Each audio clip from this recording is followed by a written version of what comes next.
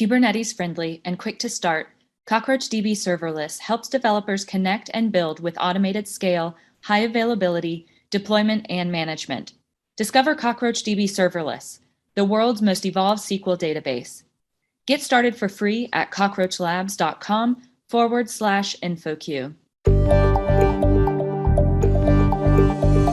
Hello everyone and welcome to the InfoQ podcast. I'm Daniel Bryant and it's that time of the year where all of the InfoQ podcast co-hosts get together and reflect on the past year, discuss important topics in the field of software engineering and look ahead to the next year. This year I have the pleasure of being joined by Thomas Betts, Charles Humble, Srini Penchikala, Wes Reisz and Shane Hastie. And without further ado, could everyone please introduce themselves? Hi, Thomas Betts, one of the co-hosts. Happy to be here for the end of the year review. I'm also the lead editor for architecture and design at InfoQ, and I'm a principal architect at Blackbaud. Hi, my name is Wes Reisz, also one of the hosts for the podcast. Just recently chaired the QCon Plus that we had in November. And in my day job, I'm a platform architect for VMware, working on things like cloud, MultiCloud, CI/CD pipeline, stuff like that. I'm Shane Hastie. I'm the lead editor of Culture and Methods on InfoQ and host of the Engineering Culture podcast. My day job, I'm the Director of Community Development for IC Agile and author of the No Projects book. I'm Charles Humble. I'm also obviously a co-host of the InfoQ podcast, and I was InfoQ's editor-in-chief for a long time. I'm now editor-in-chief for a cloud-native consultancy firm called Container Solutions. And in my spare time, I also write music and play in a band called Two Fish. I've been promising an album on this year-end podcast for about 3 years, and it actually finally came out this year. So shameless plug, it's called At Least 100 Fingers. You can find it on any streaming service of your choice, and we're quite proud of it. So look it up if you're curious. There you are. Shameless plug over. My name is Srini Penchikala. I am the lead editor for data engineering and the AI/ML community at InfoQ, and the host of AI/ML podcasts. I'm looking forward to discussing the trends and innovations happening in the AI/ML space. And I'm Daniel Bryant, Head of Dev at Ambassador Labs and News Manager here at InfoQ. My background is very much in software development, but increasingly over the past 5 years, I've tried to bridge the gap between dev and ops. I'm doing a lot of work in the Kubernetes space and looking at things like developer experience. So I'll start the discussion today by saying it's great to meet virtually, of course. Love hanging out over Zoom and chatting, but we all enjoy really hanging out in person, particularly at the QCon events. Meeting you all at London, New York, San Francisco, and further afield was always the highlight of my year. The pandemic is sadly impacting many folks from, obviously their lives, their work, and so forth. I know many of you have been working remotely for many years now. Could you share some tips for the listeners, as most likely the next year or so, hybrid working, remote working is still very much here to stay?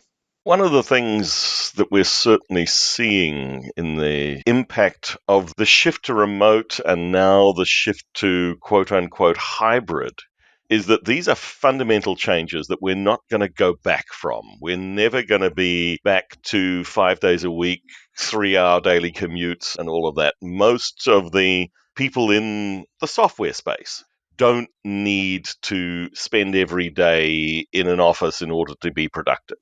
And getting hybrid right is going to be hard. What is the right balance? How much time do we need to be together in person? Also, how much time do we need to be synchronous in terms of time zones? A number of the guests on the Culture podcast this year, we've looked at organizations that are deliberately going completely, not just remote, but asynchronous. So they can have true follow the sun where they barely ever talk to each other like we are now synchronously. They do it either through short video clips or using tools like Slack. And the shift into how we document in that space becomes really, really important. So there's a culture shift, there's a philosophy shift, there's a mindset shift. And I think we've still got a lot of learning to do to get these things right. We're seeing these experiments, some of them working, some of them failing catastrophically, and that's okay because we can learn from that and we can adapt. But that's going to be the biggest, I think, long-term impact. It also, in my mind, hits things like we're in the midst of the quote-unquote great resignation at the moment, and we are seeing lots of people moving organizations, people caring or recognizing that their personal well-being, their family's well-being really matters and going to organizations who see that. So this touches on the developer and the overall employee experience. Organizations are coming to the realization that if we want to get great people, we better have a great place to work. And what that great place to work means will be different for different people. Yeah, well said, Shane. And the other one I'd like to throw in there that is, we're seeing some movement, but we're also seeing some steps back as well through this, is diversity and inclusion. There's some conscious and deliberate steps forward, but the studies are telling us that, for instance, the impact on women through COVID has been significantly higher than it has been on men. So how do we fix all of these imbalances? Difficult questions to start the podcast with there, Shane, but good questions to ask, right? I know all of us are passionate about thinking around diversity, ethics, these, sustainability is key. Has anyone else got any thoughts they want to share on those topics? Well, if I can touch on the last thing, my company, when they switched to, we're going to go to remote first, as opposed to everyone has to move to the headquarters or near an office, we actually saw our diversity increase because we weren't only recruiting people who were willing to live in those places. It really opened up. And I guess we had a year off from our internship program, but the last round was more diverse because we did a remote internship program. So we didn't just get the college students who were within the neighborhood. So you're seeing that younger set of developers. I fully agree with you that the impact on women has been harder than men. That's without a doubt. But it'll be interesting to see how this shows up a generation from now or 10 years from now. At the last QCon Plus that we just ran in November, we actually ran a whole track called Managing the Return. I think there's some really interesting stories and creative ways that people are making sure that as you have this hybrid culture that you talk about, Shane, that it's not a culture of have and have nots, that they're having to be very intentional about making sure that everyone's the same. They have equal access to information, that the water coolers are virtual, that you're able to share information. There was one story I remember, and I won't mention names because I don't know if I should, but at Netflix, they have people that are remote and people that are in the office. So they have leaders that are specifically assigned or have a role that is to be remote, to make sure that they understand that they're interacting with the information the same way the developers are. It's not just the developers are remote and the managers are in the office. They're actually being intentional about making sure that that experience is the same. I think strategies like that are going to be really important as we go forward. Yeah, the intentionality there is what's going to be really important. Yeah, I think you said there's a spectrum of synchronousness from we're going to have everything completely remote, no one talks to each other, to we're going to have everyone in the office. That's the only way things get done.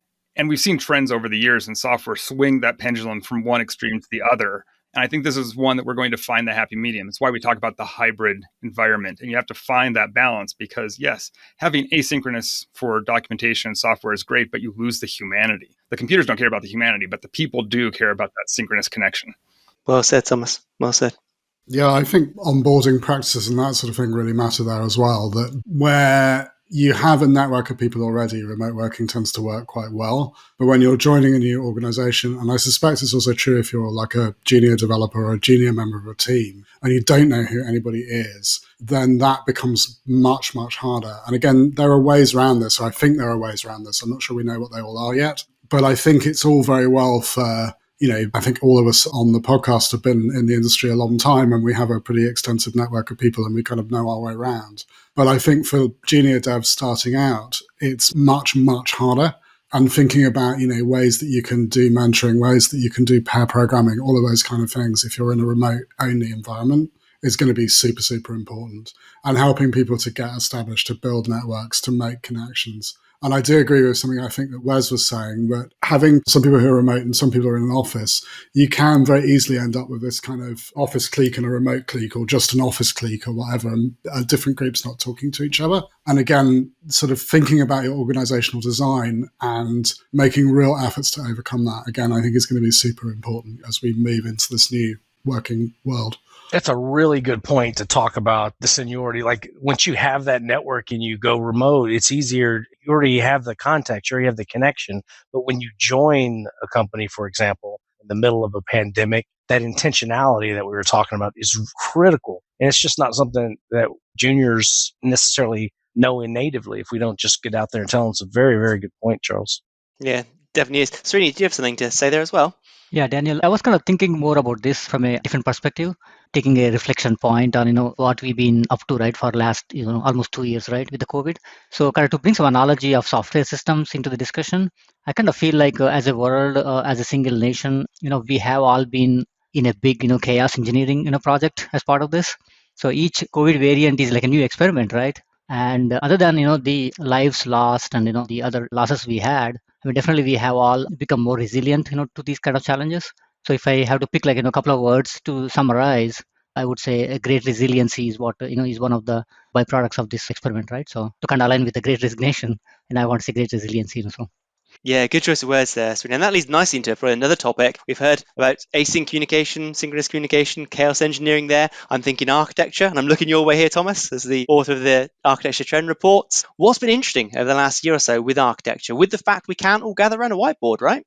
Right. I keep thinking of there's a term like the COVID corollary to Conway's Law, that the companies that have been really good at developing microservices were set up to just send everybody home and work remotely because it didn't depend on them being in person. And the companies that can't develop a microservice architecture and everything else that goes with it, because it's not the software that's hard, it's the teams and the people that make microservices work. So if you had to have everybody in the room around a whiteboard to get anything done, you probably weren't ready to do microservices. And so I think this came up in our trends report back in March or April, but we're still seeing the companies that are swinging that pendulum, trying to find what's the right balance between we had a monolith and it didn't work because of what reasons, and we chose a microservice architecture and it didn't solve all those problems because we didn't actually implement it for the right reasons, or we weren't set up and didn't take care of a paved road and everything else you need for that. So companies are still trying to find like what's the right size, what's the Goldilocks scenario for our architecture. The guests we had on a couple weeks ago talking about architecture, the hard parts, Neil Ford and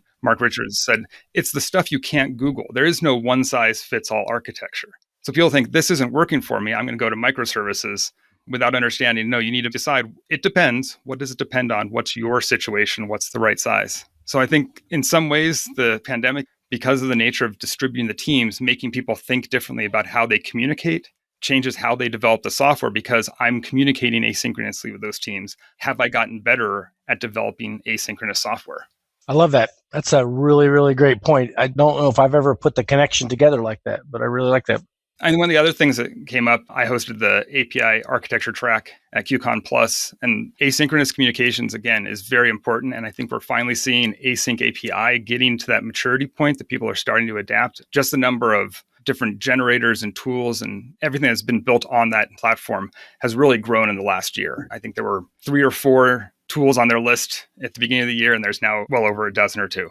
So I think they hit version 2 this year. I think they've got version 3 planned, already scheduled, and you're going to see it kind of the way OpenAPI matured a few years ago, and people started using that as part of their process to generate code, document their APIs, communicate with each other, so that all those teams that are developing services, they now have one common way to interact with each other. We're going to see that for event-driven architectures as well. Very nice. Talking of event-driven architecture there, I think leads nicely into the topic of data mesh, which we've seen a lot of InfoQ articles around these topics or related topics. We've seen QCon talks and so forth. I think it nicely leads into some of the AI and ML and data engineering topics as well. I've got a hat tip to Zhamak Tahani every time I mention data mesh as one of the founders, right? She is awesome and has done lots of fantastic talks. But I'd love to get people's thoughts on, is this kind of, microservices in data form? What's driving the kind of trends with data mesh? I think next year, I'm really looking forward to, I know we're kind of doing the end of the year, I'm looking forward to what's in 2022. I want to see data mesh start getting adopted and seeing more of those stories written of here's how we implemented it. Here's how we structured our teams around it. Because it really is that idea of domain-driven design, and you have your small teams and your bounded context, and that's what controls your data. You produce your data products in the same way. And so we've aligned our teams to say, the data is just one more product that I produce out of my team. It's not just my API or my SPA or whatever I'm writing, but I have this portion of the data, getting away from the monolith of data architecture that you had. Everybody goes into one giant ETL data warehouse or data lake, and it turns into the data swamp because nobody can find anything they want. Data meshes, we're going to have governance, we're going to have patterns so that people can find what they're looking for and then build it on top of that. And then probably another year or 2 down the road, when this matures, you're going to see the next level of people have built stuff on the data mesh because it's allowed them to move faster. Yeah, I agree with Thomas. So data mesh is more than just an architecture, right? It brings the governance and domain-driven design principles. the rightly sized team members and everything, right? So yeah, definitely it's a unified approach to bring data into the fold, so. On that note, Srini, what else is interesting in the AI and ML space? So something that was floated earlier in our off-mic discussions was things like machine learning with coding, things like Github Copilot, right? I mean, there's a whole bunch of ethical questions we can definitely explore in a moment, but I'd love to get your thoughts around the general ML space before that. Yeah, definitely, Daniel. I've been kind of thinking about this myself. It's almost like, what's not happening in the AML space, right? So I kind of looked at all the different articles we published and podcasts we posted this year. And at a high level, I try to group these topics into a few categories to kind of just make some sense, right? What's all happening. So I came up with like 4 high-level categories. I don't know if you guys kind of agree with this, but kind of put all this into perspective, right? So mainly, I want to call this data management category is the first one. That's where, you get the data from either IoT devices, or now we are talking about autonomous vehicles. Streaming is kind of main trend here. The data being generated every second, every so frequently, right? So data management kind of includes the data ingestion, data storage, data processing, data integration using GraphQL or any other API-based data access solutions, and then also obviously data processing and analytics, right? So it's a kind of broad term for that, and there's a lot of innovations are happening in this area. We can talk more about this later in the podcast. And then outside of the data management, I want to call the second category infrastructure. This is where data area has caught up with the API and other parts of the architecture. Where we are now leveraging the containers to run the Spark jobs, using the Kubernetes to scale up and down as demand requires for the machine learning solutions. So infrastructure is playing a lot of a big role here, and we even have GPU-based solutions that a lot of companies are using, and other innovations happening in the infrastructure as well. And then the third category is the operations. This is again one of the areas that the data space has been lagging behind compared to the development and architecture areas, but now it has caught up as well. So we have DevOps based approach on the data side called data ops. How can we make our databases reproducible, easy to create, easy to version, easy to repeat, right? Not like have one monolithic database that when that goes down, the whole company is not operational kind of thing, right? So a lot of those things are changing thanks to data ops. And now we also have ML ops. How do we bring the same best practices into machine learning space? Typically, if you look at machine learning lifecycle, you have the models and you have the training data and the test data, and you kind of iterate through the data to find out which model is going to work for you, and then you deploy that model to production, right? So if we do that all manually, it's not going to sustain the needs of the business users.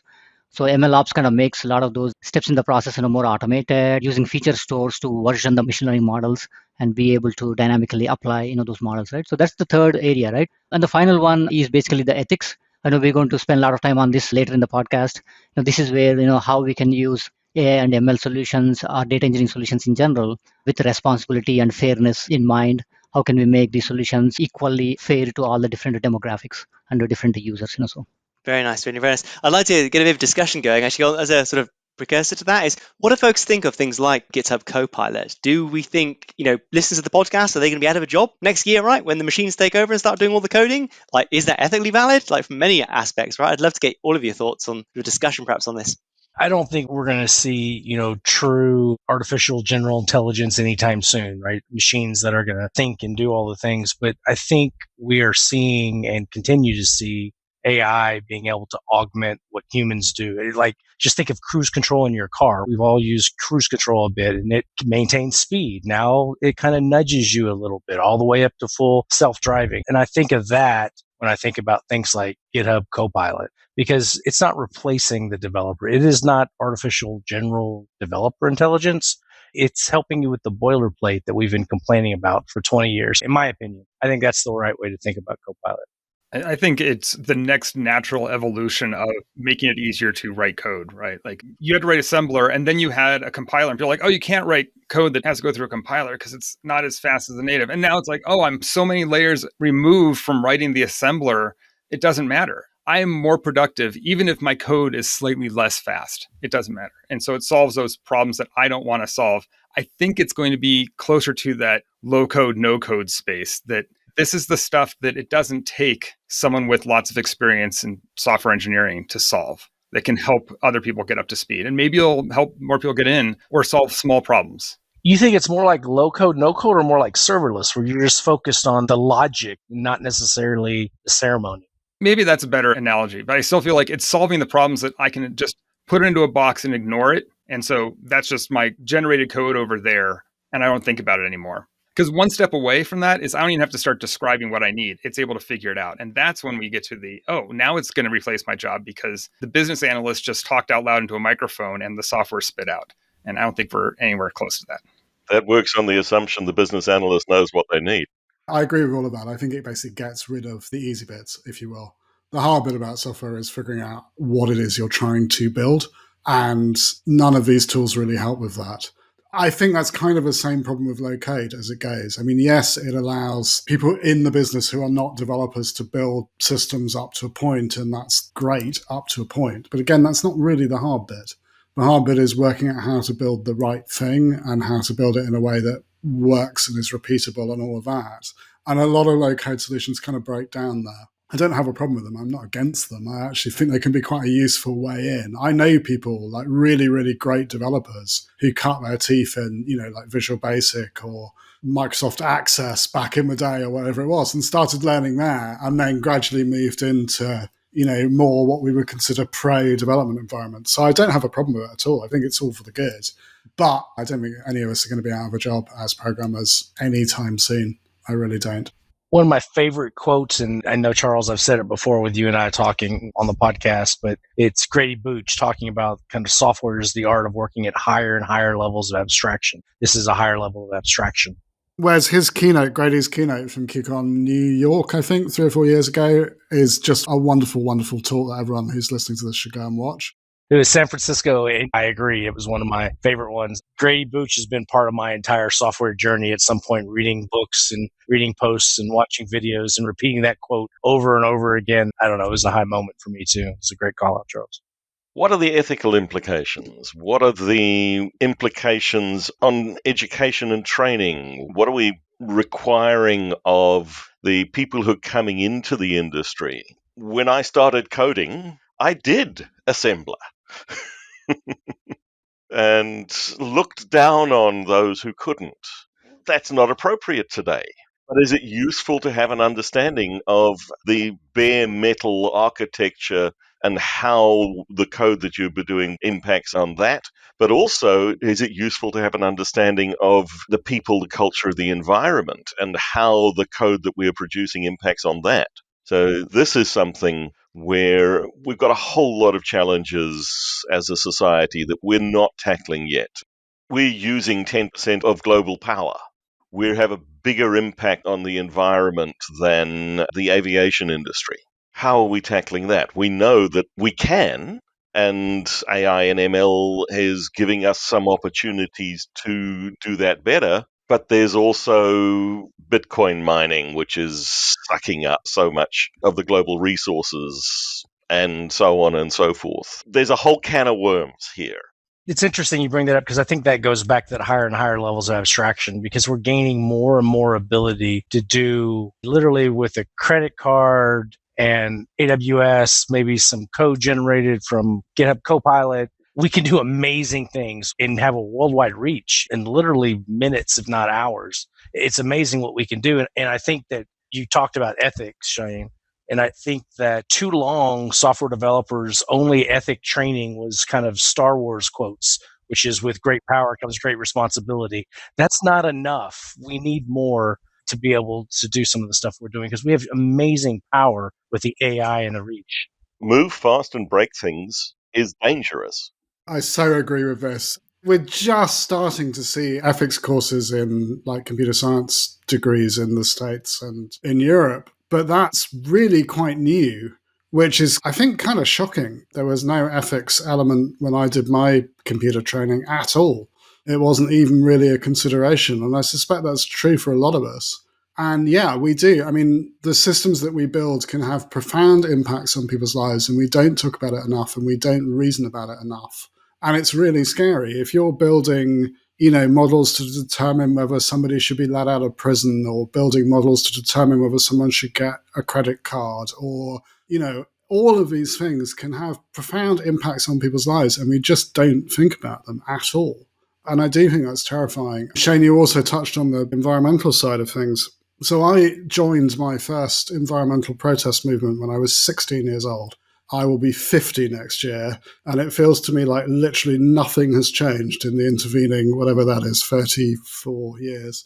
or very little has changed. We are, I think, as an industry, finally starting to talk about it, which is something. There are lots of green organizations, the Green Software Foundation and various others that are popping up and starting to try and apply pressure, but it does feel like real baby steps. And, bluntly, I think the problem needs more attention than this. I think that we tend to focus a lot on what individual developers can do, but I actually think this is mainly a problem for the big cloud providers. So I think, shift your code to the cloud and then demand that all of the energy that your cloud provider is using is green would be a really, really good start, because it seems to me that's going to have more bang for your buck than anything else. There are things you can do to help, like demand shaping, so basically moving where your code runs around the globe according to where the energy is greenest at that particular time of day or whatever it is. Thinking about whether you can batch stuff and run them when the sun is shining and more of the electricity that you're using is coming off solar panels, all those kind of things. We talked about this a bit with Asim Hussain on the InfoQ podcast, so that's worth checking out. But I don't honestly think rewriting all of your code in assembly language or something to make it more efficient is going to have that much impact. It'd be lovely to think that it would. Old assembly coders like me and Shane would suddenly have, like a new lease of life. But in truth, I don't think that's where the answers are. I think the answers are more in basically putting pressure on the cloud providers, who in turn can put pressure on the electricity providers to shift. Bluntly, this is a simple problem. Really, software people have no excuse as far as I can see. If you're making hardware, it's harder. The carbon that's used to make the servers that our stuff runs on, that's a much harder problem to solve than the software side. But really, software, we just need to get on and get it sorted, it seems to me. I know that probably sounds terribly naive, but, just get on with it, for goodness sake.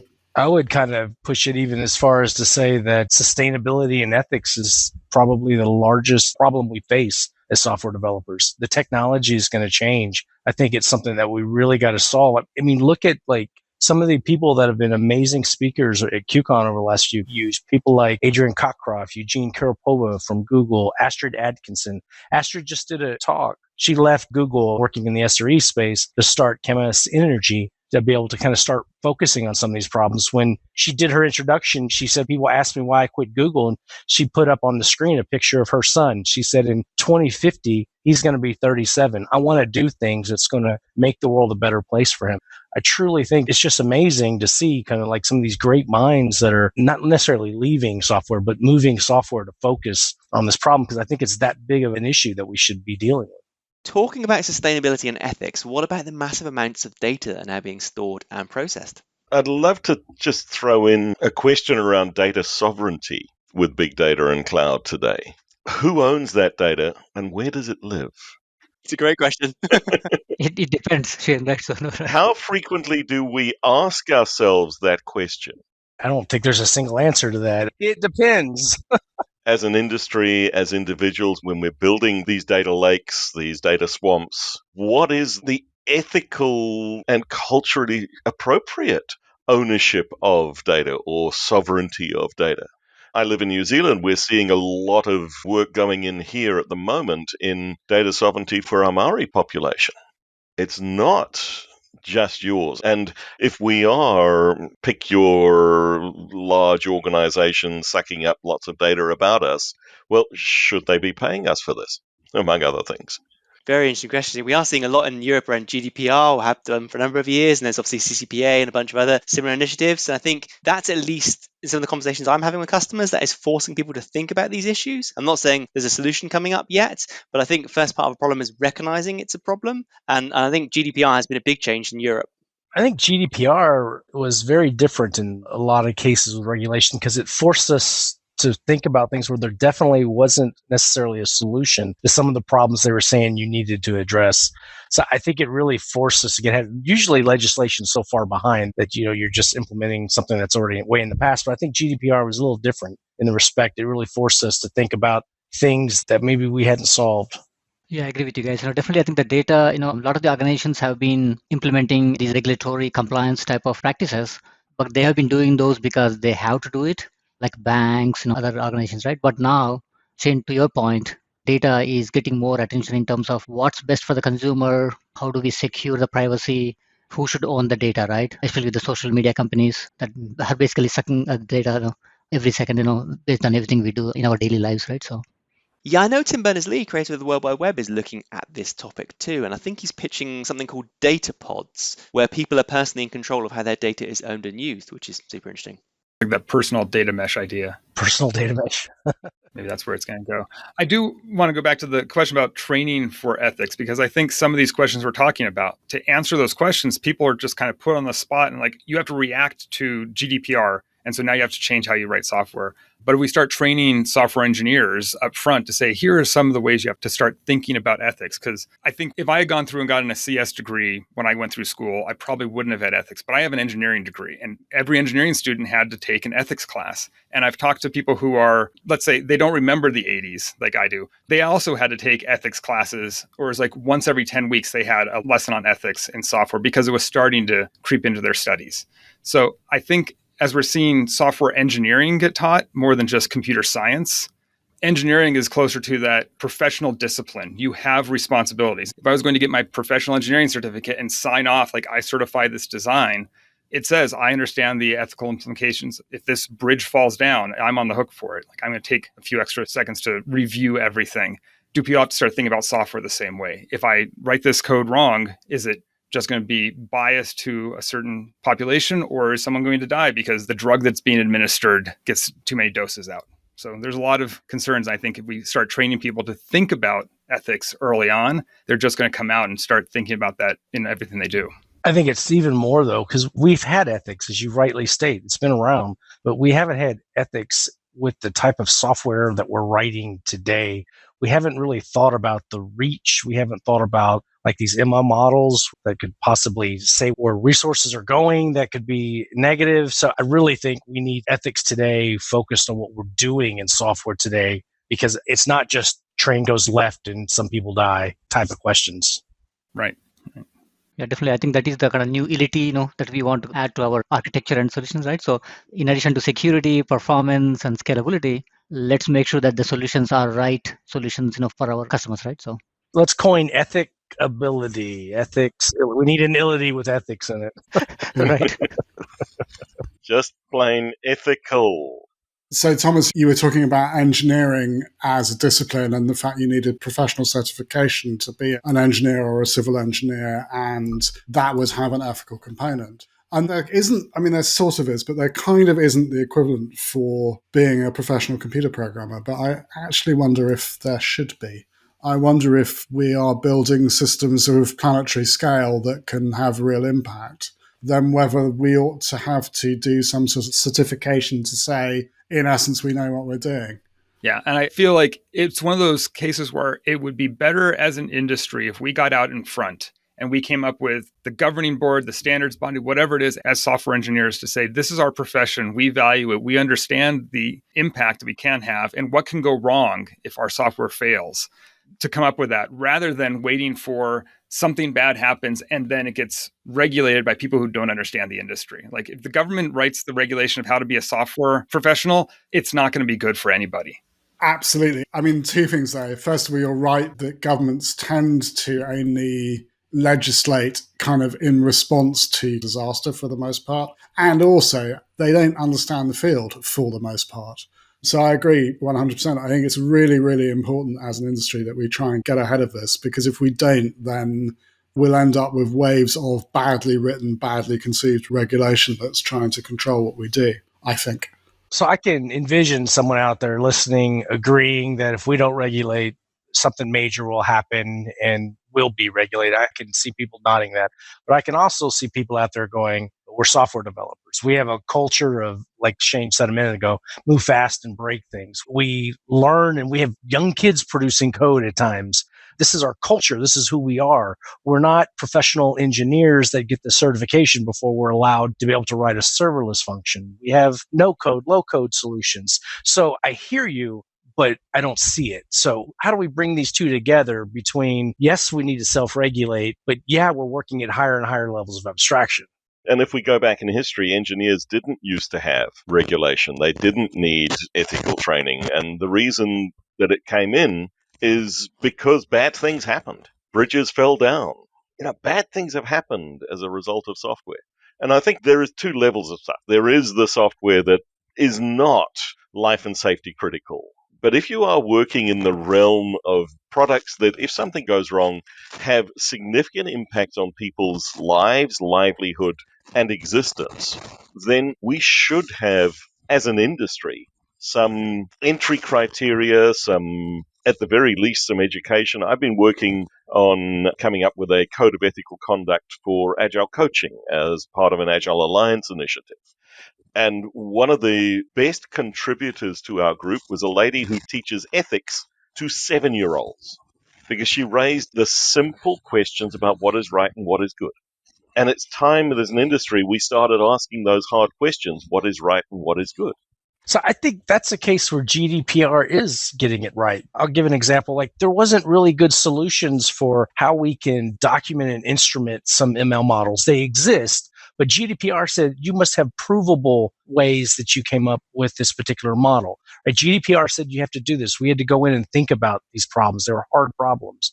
But I think in this case, while I'm not necessarily a proponent for the regulation, they came out and said, look, if you don't solve this, we will, and we're going to impose certain financial obligations, which made companies react. And I think that's a good thing. I definitely wish we could do it ourselves without that happening, but that's the reality of what it is. And there are professional bodies. There's the Association of Computing Machinery, the ACM, the IEEE, Computer Society. They actually have codes of conduct. They have codes of ethics. But how many software engineers today belong to the IEEE?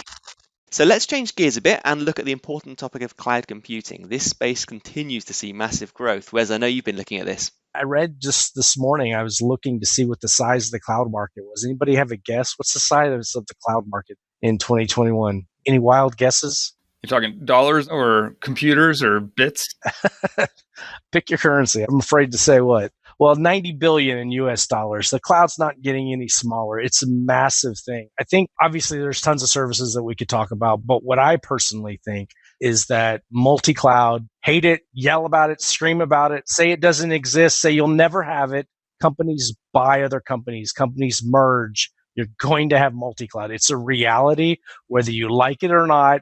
I'm sorry, never mind, but it exists. It's a reality. So you're going to have to come to terms with it. And not just multi-cloud, I think hybrid cloud too. In particular, yes, I work for VMware, so we'll get that out of the way now. Full disclosure, work for VMware. But I absolutely believe multi-cloud, hybrid clouds are part of our strategies. And while you may have just a singular need at the moment, or even be able to keep that for a long period of time, it's a reality of what we have to face. And I think that's one of the big things that we saw a little bit last year, and we'll see more going into 2020. Daniel, this is your space too. What do you think? Yeah, 100%. Wes, that any reasonable sized company I chat to in my day job has multiple clouds, either because there's different clouds do different things different ways, better, cheaper, and a lot through M&A. When they merge with companies or companies get acquired, suddenly you're multi-cloud, surprise, right? And you've got to deal with it. So it's a tricky one, right? And I think we are seeing some technical solutions to the problem now, like things like Anthos from GCP. We're seeing AWS have Outposts and a bunch of other things. Every cloud provider's got their flavor of it. And I think for me, the interesting thing is going to be the control planes working with all these clouds. I think the reality is everyone's going to be multi-cloud, hybrid cloud.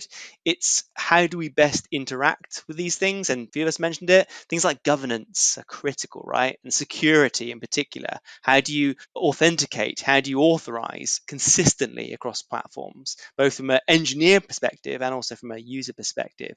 So I think the multi-cloud is going to be a big area of development over the next few years. Yeah, and also how you manage, like particularly in the Kubernetes space, when you have multi-clouds or Kubernetes clusters, how do you have policy in a common way across them? How do you bring them to a single control plane? I'm not talking about tens or dozens of clusters. When you have hundreds, if not thousands of clusters, how do you think of these things logically, bringing all those things together and kind of, again, work at a higher level of abstraction so that you can kind of deal with these different constructs?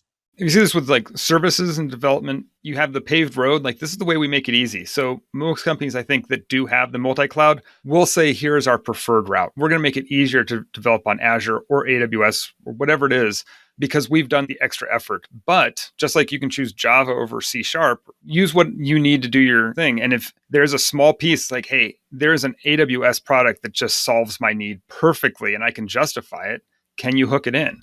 give people the ability to use the right tools for the job, but also make the decisions. Like, I'm not just going to it because I don't know about anything else that's out there. And we talked about this in the architecture trends report too, Daniel, that the multi-cloud isn't usually a design decision. It isn't something that people say, I'm going to design so that I can quickly flip a switch and move from AWS to Azure. And we're just going to decide one day to move everything over. It was the same justification of, I want to have this abstract data layer so that I can suddenly switch from SQL Server to Oracle tomorrow if I ever make that decision.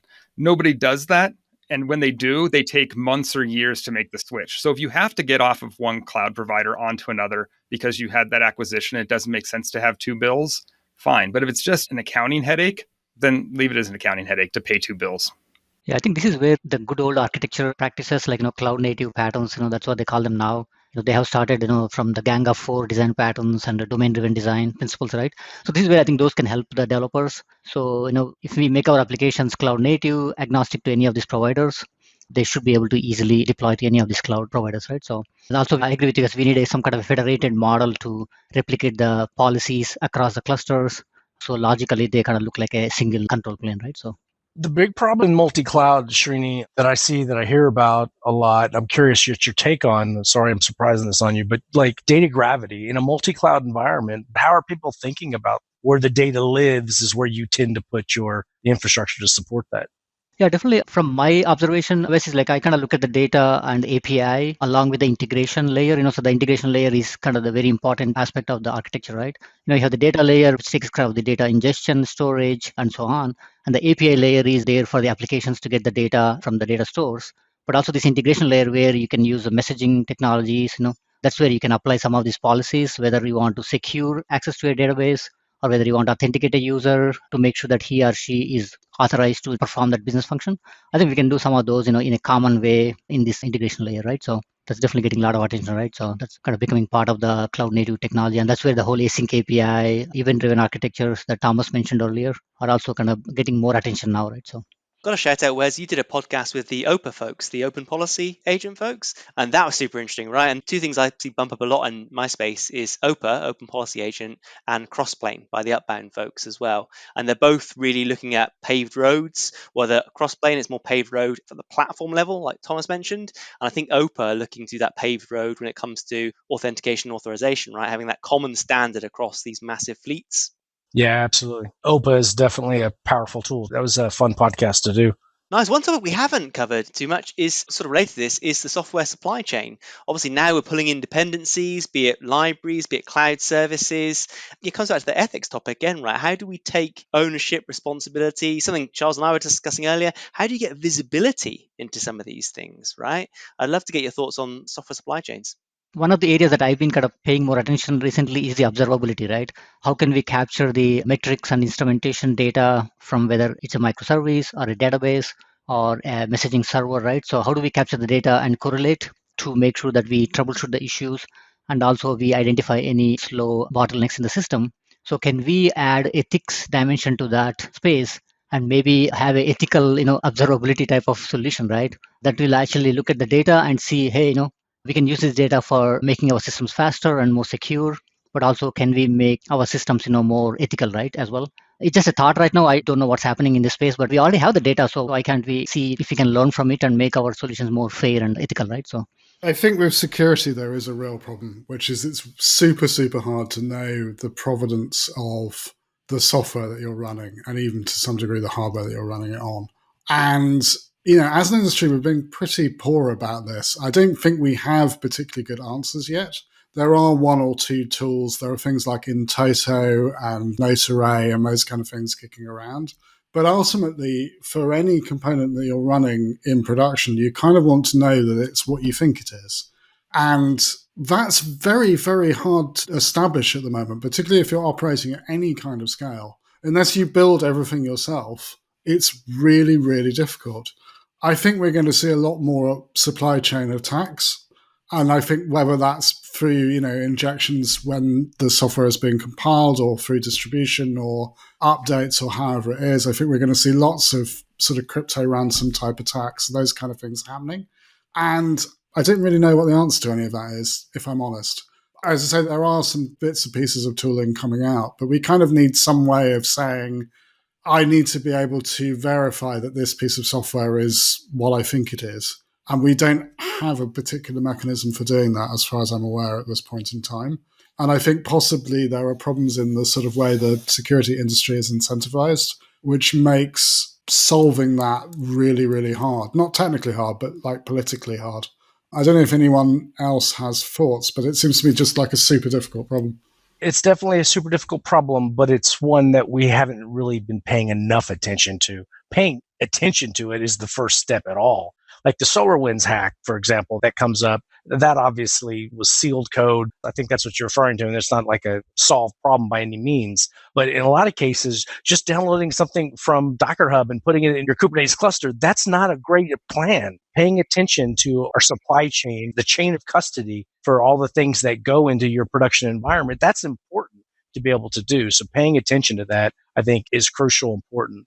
I can't think of 2021 and not think about the Colonial Pipeline hack. So I think it's more than just software supply chain. Security in general, I think, with some of the ransomware hacks, I think in that particular one, it came down to they were using two-factor authentication and multi-factor authentication. I think that's what was said, at least. It's going to happen, right? With all these virtual, work models, it's only a matter of time before everything gets attacked, so.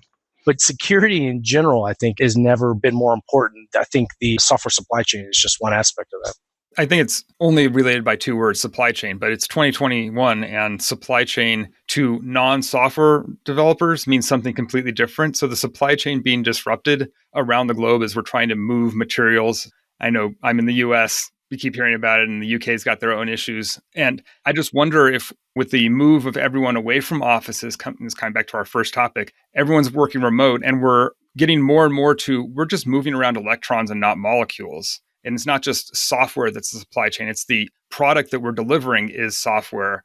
And do we have to worry about how does that change and how much more important does it get? It gets to those issues of security. Do people start just getting into just having more software around? I know we thought about talking about NFTs and the metaverse. And if it's just this virtual world we're living in, do we have to worry about that getting disrupted someday? And how do we think about that before it's too late and before it's happened? There was the segue into crypto, into blockchain.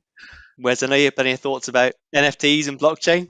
I do. Obviously, I have a ton of them. Back to ethics, back to green, that ties this all together, doesn't it? I don't know. I'm looking forward to seeing some really viable and powerful use cases of blockchain come out in 2021. So, for example, talking about non-fungible tokens, I read something about the gaming industry using NFTs to be able to create truly unique digital assets. So like you talked about metaverse just a second ago. Well, metaverse being able to buy something that literally there is only one of or a limited number of, and you're able to purchase that. I know it's gaming and it's maybe not as exciting as decomposing the monolith or anything like that. But I think there's something very interesting about being able to create, in a software sense, a verifiably unique piece of software that can travel with you across different games. So I think there's some interesting things. Ethical situations definitely have to be addressed. 100% agree. But I think that blockchain has some potentially interesting things. I personally would like to see some really strong use cases, maybe around privacy, a private healthcare record using blockchain. Hey, who wouldn't sign up for that? There's some interesting use cases, I think, out there. Is blockchain possibly a solution to the software supply chain issue? Because I pull in how many NPM packages and NuGet packages in my code. I don't know what all that code is. No one that I work with has read through every line of code that is deployed on all of our software. You mentioned Docker Hub. You don't know what you're running. And you work at higher levels of abstraction. You cannot possibly know, and yet you're still responsible for that. So is there some way to certify this is actually what it's open source, I didn't pay for, but this is what I paid for. This is actually what they said it is. So it is worth mentioning companies like Docker are running programs now to verify certain assets and certain containers. Like you can actually sign up and get Docker approved containers and then basically say to your enterprise, only containers that have been signed, attested, a certain thing can be brought into your supply chain. So I think companies like Docker are recognizing it, Amazon, a bunch of other folks are, and maybe it's coming back to what Charles, I think, said earlier on. Is it on the bigger vendors like your Dockers, your Amazons, your Azures to help with this? I actually, again, VMware, so I have to throw it out there, but one of the products that we have is Tanzu Application Catalog, which does exactly that. It takes Bitnami and verifies things and allows you to be able to know what that software supply chain is and be able to give that kind of information. There are definitely products that enterprises are bringing forward to be able to address this kind of need. Yeah, and I know GitHub's been doing some stuff to do verification, vulnerability scans of code that's checked in, watching the pipeline so they say what's happening. Yeah, most of the registries will plug directly in so you can scan a variety of tools. Yeah. So as we're wrapping up the end of the year, looking forward to 2022, I'd like to get a few moments of everyone's time as to what they're most looking forward to seeing in the new year. Srini, let's get your thoughts first. Yeah, thanks, Daniel. It's been great to chat with you all and discuss all the emerging trends in different areas. I think one key takeaway for me from this discussion is like how all of these trends and technologies and practices are kind of connected with each other. They're all kind of different dimensions to the same thing, right? I'm looking forward to definitely the data engineering and AI/ML solutions being, like we said, more ethical, more fair. Because if there is one area that needs the ethical aspect, would be machine learning, right? Because these are programs that are almost as smart as humans, right? Like we talked about, they're not going to replace us, but they're going to make our jobs better only if we take time to make sure that they are ethical and they are fair, right? So I almost feel like we need a center of excellence or a specialization to standardize the way of validating the ethical nature of these solutions. It may not start as a JUnit test, but we need some kind of a testing approach, some consistent validation, right? For me, something may be fair, but for another person, it may not be fair, right? So how can we kind of bring these definition of fairness to a common level so that way it is equally fair to all the affected parties, right? So that's my main area for interest next year. But I think everything else is going to accelerate as it's been doing for the last few years.